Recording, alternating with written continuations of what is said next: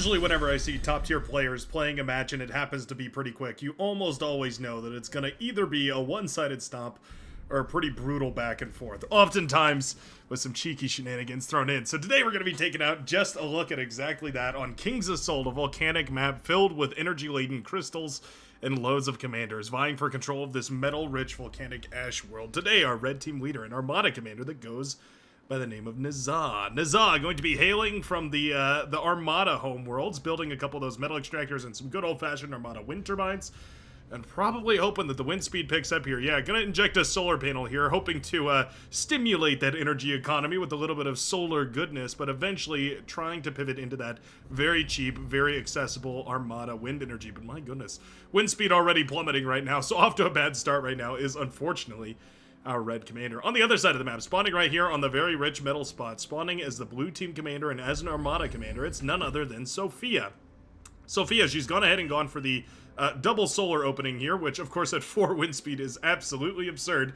A 4 wind speed is just below the threshold for even Armada solar, or wind turbines, pardon me, to be efficient, so I don't blame Sophia or any of these commanders for going for a couple of those solar panels, where otherwise usually you would be going into some wind turbines. Sophia just about finishing up her laboratory here, and with this 10 metal per second metal extractor churning away that golden butter like it's nothing, this is going to be a fabulous start to an economy right here for the blue commander. Now, obviously, vehicles are quite expensive, but when you have a 10 metal extractor start right here, it does mean that you can afford it. You can see just how quickly this one's spinning away like a top, and this one kind of idly churning away like one of those photosensitive relays. It's very, very slow, as opposed to this one, which is going to be pumping out loads of metal per second right here that Sophia is eager to put out on the battlefield in the form of a bunch of tanks. My goodness, we've already got some aggression, though. The Seafoam Green Commander, fast forward, indeed fast as their name would imply, going to be sending a couple of these ticks across the battlefield here. Galcator, the Orange Cortex Commander, in position to deflect that with the commander. Nicely done right there by Galcator, going to deflect that tick from being able to do much damage, at the very least getting a scout off on the Orange Commander. Not the end of the world, though, for Galcator at all, as at the end of the day, not losing these red spots and not losing any metal extractors is a perfect deflection of the aggression, and I think the Orange Commander is going to be quite thrilled with that. The Maroon Commander, Hook, moving forward as well. Huck missing his better half, Tua, and apparently going to be trying to partner up with Galcator instead. Huck Galcator. It doesn't really roll off the tongue the same way. Brown Commander here, Czar Usher, not Czar Rusher, but Czar Usher. Usher the, like, what was he, a musician? I don't even know. Czar Usher here, the Brown Commander, going to be stepping forward, but leaving a little bit of lick.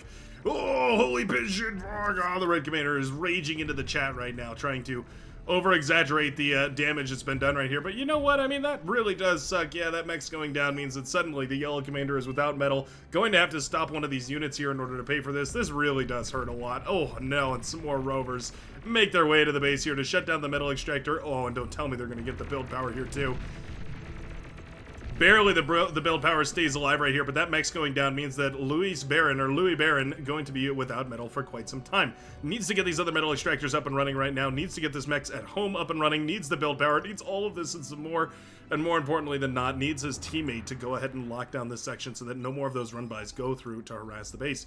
Oh, Rover in the backline right here, an absolute menace going to pop up in the backline of the red team and going to start blasting down whatever it can. Getting a lovely scout of exactly what's going on the backline. The tick here for the defense will be sufficient to pop that Rover, but at the very least right now, an excellent scout for the blue team. Oh, and a scout craft comes across as well. Leviathan doing a beautiful scouting pass right here with one of these early T1 scout planes, and you can see revealing exactly where every single one of these bases is. Wonderfully done. Now, a whole bunch of grunts on the other side of the map here. The Orange Commander pulling him into LLT range, yeah. Caught between a rock and an LLT place, the grunts are going to be forced to engaging in some of these pods, but they take a really efficient fight, and so they do manage to walk away with it with their lives.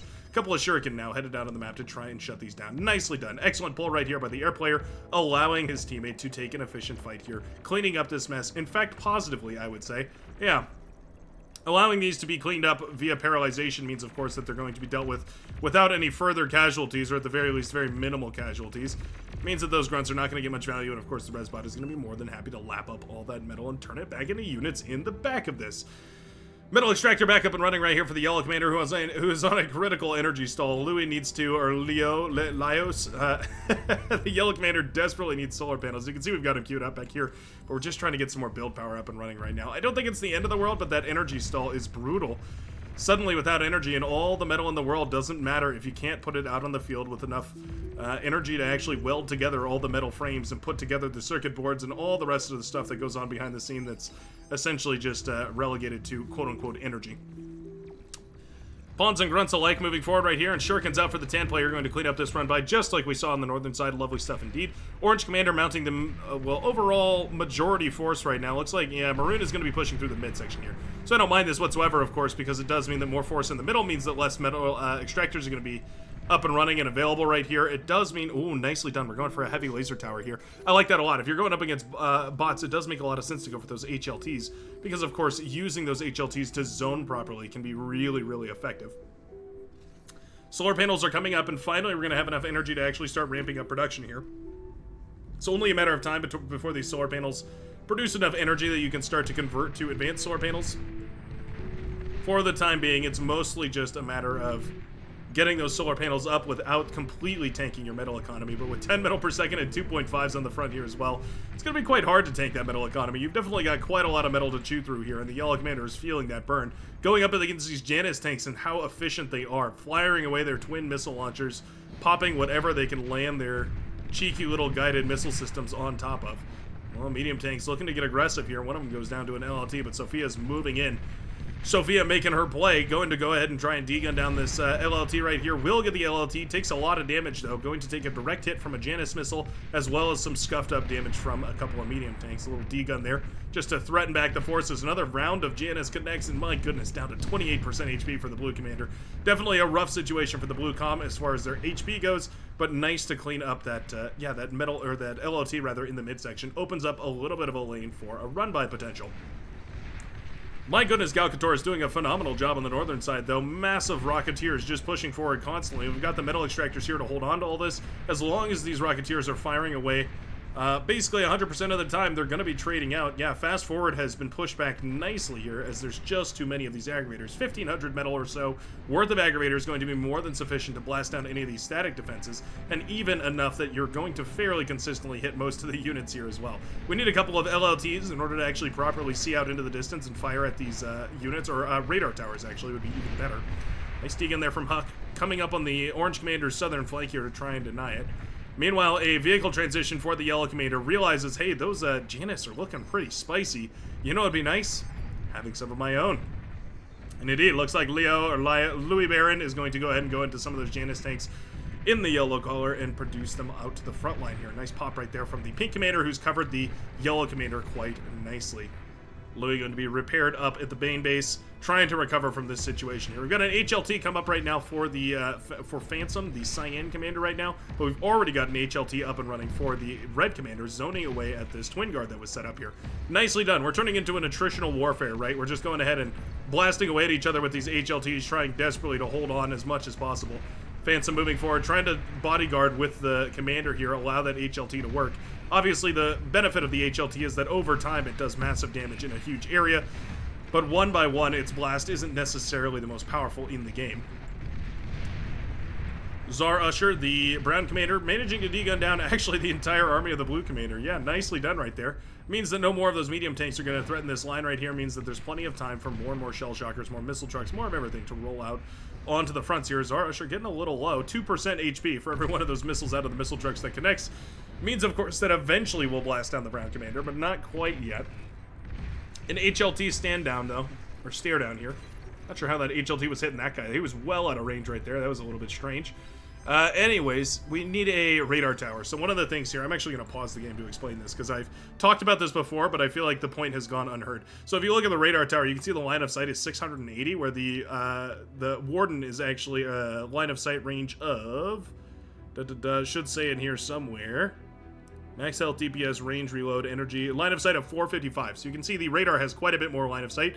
So what often I will do is slap down a radar tower directly behind the HLT, and it gives it just about enough range that it can fire at its full arc. Just important to remember that if you set up that HLT, you go through the effort of building one of those things, you may as well get your full money's worth and plop down a radar tower to make sure it can fire at its full range. Otherwise, you're going to start doing what you saw there for a second, where it blasted the ground next to the units because they're just in radar range, not necessarily within line of sight. Little things like that to milk out the absolute 100% efficiency from your units, or the way that you turn games that are otherwise pretty close into games that look just about entirely unwinnable for the enemy team. HLT here will go down to the overwhelming firepower of just about 1 billion aggravators marching forward right now. Resbot's doing a lovely job of resurrecting and repairing as many of these as possible too. Means, of course, that this undead army will be unstoppable. Fast forward with one last option. The fatal option. Sacrificing the commander may be one of the only ways to shut down this much metal worth of units on the front line. We're up to 1,700 metal at this point, which means really the only way you're going to efficiently trade out against this is very specific units like Januses or Pounders, or of course sacrificing something heavy and explosive, like for instance your commander does happen to be. Now obviously that means you're losing your commander and a commander's worth of metal. With Resbots on the field already, that's a risky proposition. You would need to essentially eradicate the entire army in order to get a commander's worth of metal out of it.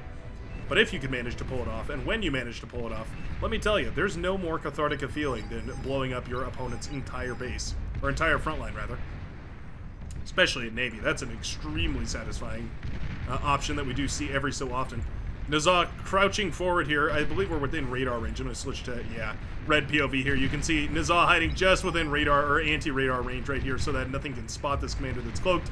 Probably wants to try and go for a D-gun on that agitator. I would, imagine that's a juicy proposition right now.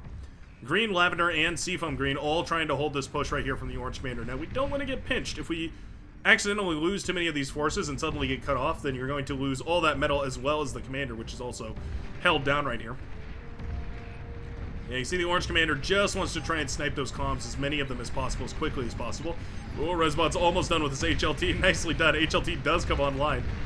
And just for it to go down once more. Maybe with some repair would have been able to keep it up and running, but this is really where the game is played. The Lavender Commander, forced to move up northward here to try and defend, means, of course, that the Pink Commander has all the time in the world to move forward. We're actually going to pull back. I think we could have gone for it right there. Pulling forces from the front line is obviously very potent. Louis Baron going for a T1 gauntlet right here, as T2 is on the way. Now, to be fair, this T2 lab is within range of the gauntlet.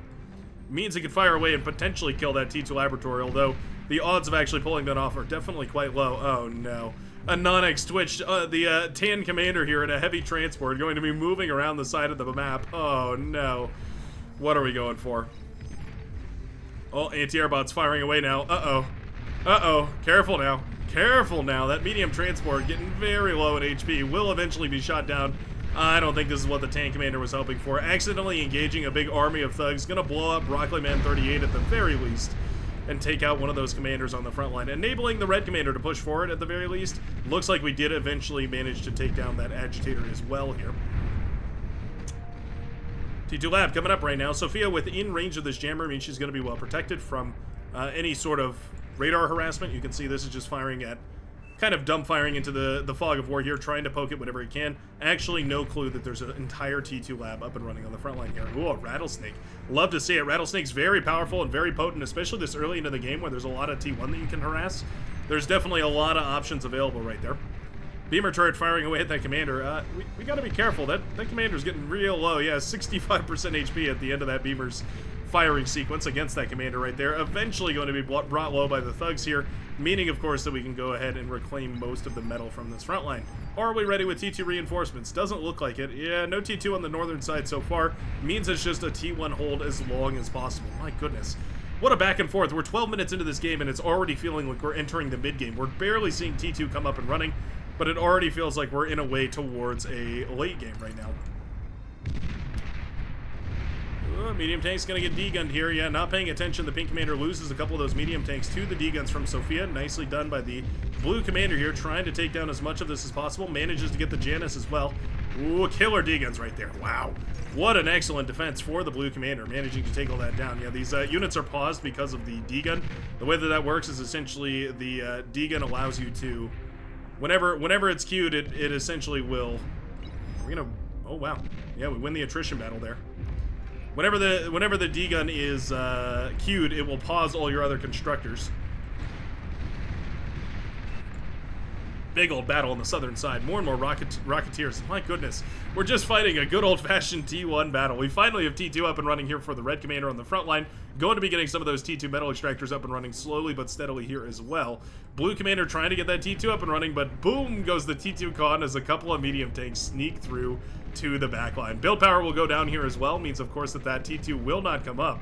That's 40 metal per second down the drain right here as the blue commander is overrun by just 3 medium tanks, sneaking through the line while Shepard 2043 went ahead and went for the T2. That is the issue of going T2 too early, is suddenly you find yourself in a really inopportune moment, getting run by just a couple of tanks. Rocket bots firing away in tandem right here, going to blast down any of these rocket trucks that they can find. My goodness, those volleys are dangerous. Yeah, rocket truck's not going to stand much of a chance. The blue commander goes down here as well to just more and more harassment. Remember, already low from the Janus harassment earlier, and now going to finally fully fall. The pink commander pushing forward with the medium tanks, and the T2 lab goes down. The heavy laser tower and the gauntlet really the only thing left standing in defense of this area. And with the friendly gauntlet in yellow pushing forward, I can't believe the T1 actually won this fight. We're going for advanced solars at this point, and my goodness, we have a whopping 3,000 metal worth of T1 solar panels. Sure, why not? Shuriken's way too late to the party. Going to eventually paralyze these medium tanks, but after they've already gone on a tear, ravaging the base here of the blue commander and tearing apart loads of metal extractors in the backline. Too little, too late is what you call that, and definitely needs some sort of a play. Here it is. Green Commander going for the bombing run. Fighters disengage and wrap around from the side. Means they will take a decent fight. Most of the TAN fighters actually engaging against the bombers right here. It is what you want. Ideally, as the TAN commander, fighting these bombers is going to keep your allies safe, but it does mean that the green fighters are going to take air superiority here for the time being. Oh, but it looks like it's a morale victory as the blue team's economy was overwhelmed, and as the advantages started to mount, the red team pressed with an ever-growing economic advantage. Nicely done with aggression all over the map right here. The midsection, a brutal battle, but these northern and southern sides, what a lovely skirmish back and forth between all of them. A T1 battle, if anything else, and I'm always thrilled to see it. A 16-minute T1 battle. Don't know if I've ever seen one of those before. Thanks a ton for watching, and I sure hope you enjoyed. If you did, feel free to hit the subscribe button to join the Brightworks. You can also join the Discord, which is linked down below in the description section as well. Running out of words here, so I think I'll let you go. Have a wonderful rest of your day, and I'll see you in the very next one. Peace out, everybody.